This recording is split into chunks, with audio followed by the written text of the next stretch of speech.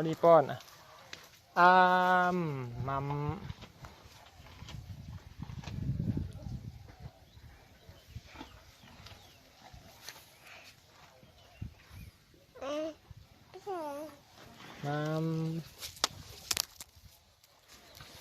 อย่างนี้ไม่ให้อาหารวัว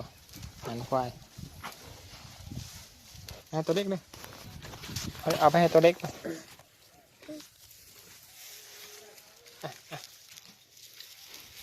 นี่อย่าไปเอาให้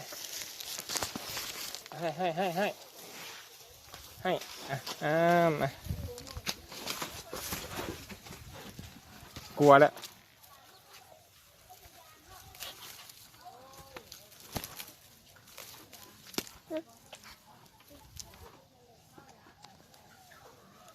กลัวนะ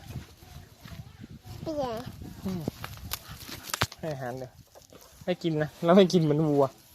ให้กินควาย